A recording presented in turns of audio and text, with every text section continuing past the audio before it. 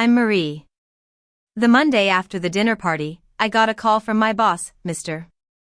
Thompson. His voice was meek and unsure, a far cry from his usual self-assured tone. "Did you know about this?" he asked, referring to his children's decision to leave the family business. I replied calmly. They asked me questions, and I answered honestly.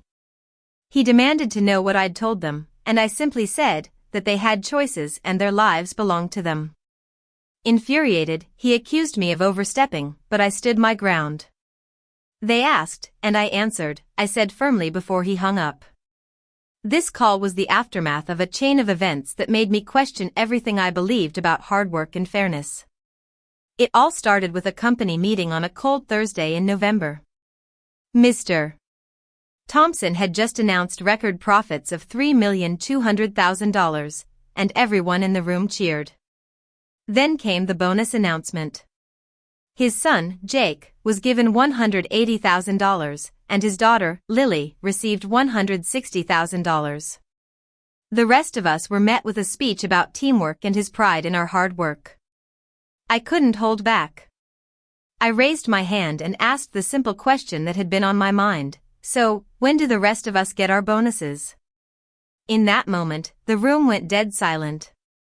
Everyone, all 50 people in the meeting, suddenly found something else to look at: their phones, papers, or the water stain on the ceiling tile.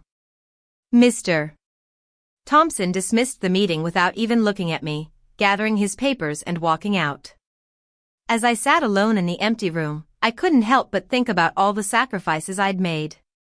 I remembered the missed family events, like my sister's wedding, because Mr. Thompson had called me for an emergency pitch meeting. I'd worked countless nights and weekends, closing major accounts like the manufacturing company in April, the retail chain in June, and the consulting firm in September that brought in $800,000 by itself. And yet, his son, who I'd met only a couple of times, one of those times asking if I was new in accounting and the next forgetting my name completely, was getting a huge bonus for management responsibilities. His daughter, Lily, worked only 3 days a week, often coming in late with a smoothie in hand, scrolling through her phone. She'd spent 3 weeks rearranging the break room furniture and painting a wall pale green, apparently what streamlining operations meant to Mr. Thompson. That night, I lay in my apartment, staring at the ceiling.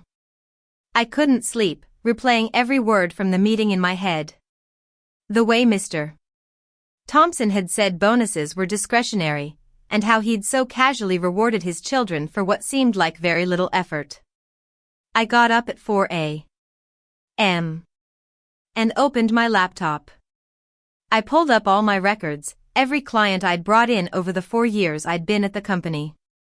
By sunrise, I had a spreadsheet showing that out of the $3,200,000 in profits, my work had generated $2,100,000, nearly 2/3. And yet, I was paid just an average salary for my position. I considered quitting. I typed up a resignation letter, but then I thought about Bridget, a former colleague. She'd quit to take a job at a competitor, and Mr. Thompson had called her new employer, making false claims about her work. Her job offer was rescinded, and she ended up leaving the industry. I'd seen him do this kind of thing 3 times in 4 years. So, I decided not to quit. The next Friday, I asked for a meeting with Mr.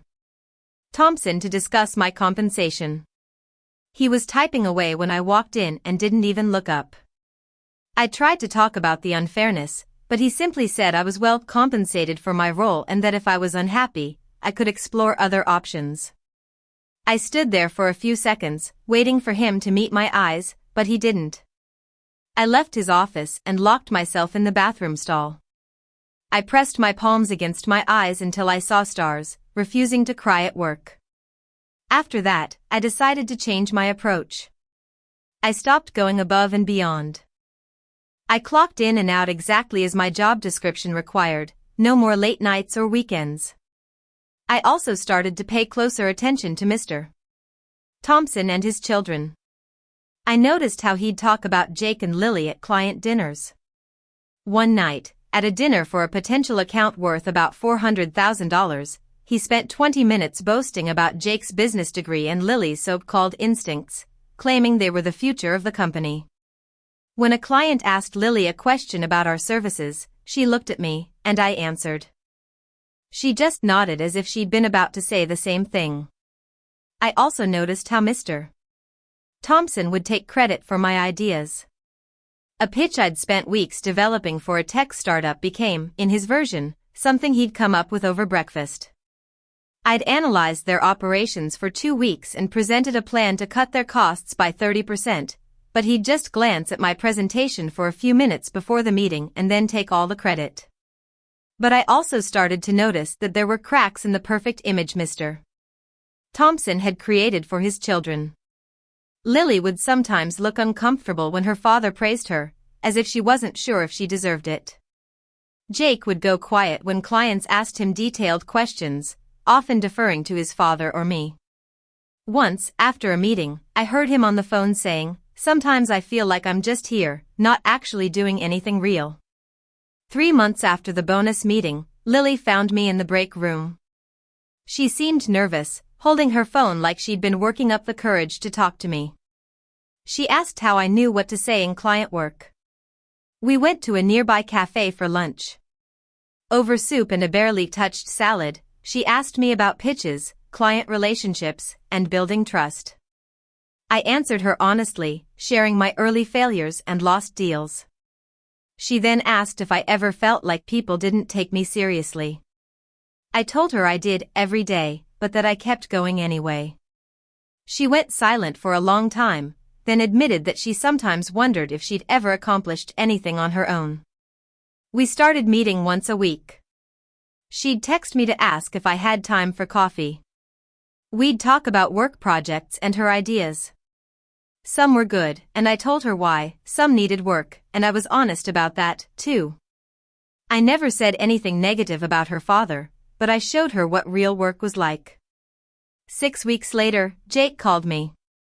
He said his sister had told him I'd been helping her understand the business and asked if we could talk.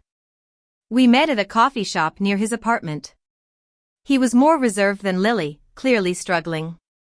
He said he always felt he was disappointing his father because he wasn't better at his job, but he didn't know how to improve when his efforts were always dismissed. I asked him what he really wanted to do, not what his father wanted. It was clear that no one had ever asked him that question before.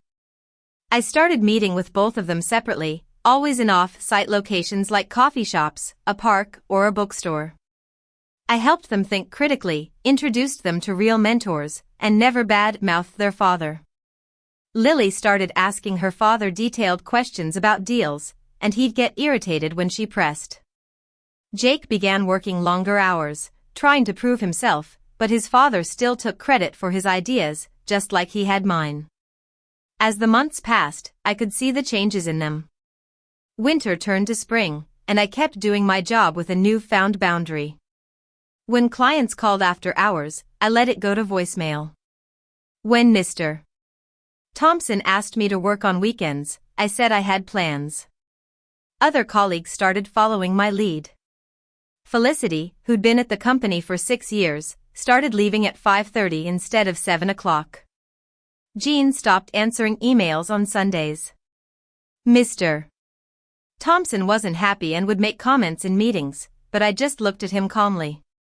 By April, Lily was opening up more. She admitted that she'd never really chosen to work for her father, that she'd just gone along with it because saying no seemed impossible. I asked her what she'd do if she could do anything, and she said she wanted to help people, not sell products or manage brands. I then asked her what was stopping her, and she said her father wouldn't understand. I asked if he needed to, and she looked at me as if I'd spoken a foreign language. Jake, too, was changing. He started volunteering at a youth center on weekends, helping kids with college applications. He said it was the first thing that felt real to him, that he finally felt useful. In July, Mr. Thompson announced a major investor meeting. He wanted his whole family there, talking about succession planning and the future of the company, his precious legacy. Lily looked pale after the meeting and said she didn't think she could pretend anymore. 2 weeks later, Jake called me and said they'd decided they didn't owe their father their entire lives. They were going to tell him at the investor meeting, which his wife had turned into a dinner party. The night of the dinner party, I wasn't there. But the next morning, Lily called me. Her voice was shaking, but with relief. They'd told everyone in front of their father that they weren't taking over the business. He'd first laughed, thinking it was a joke, then got really angry, yelling about how ungrateful they were.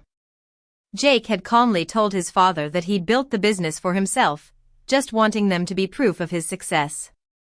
When he turned to me and asked if I agreed, I told him I'd enrolled in graduate school for social work, starting in January, because I wanted to do something meaningful. He begged us to reconsider, saying we were throwing away everything he'd worked for. 3 weeks later, Jake left for a junior position at a non-profit working with at-risk youth.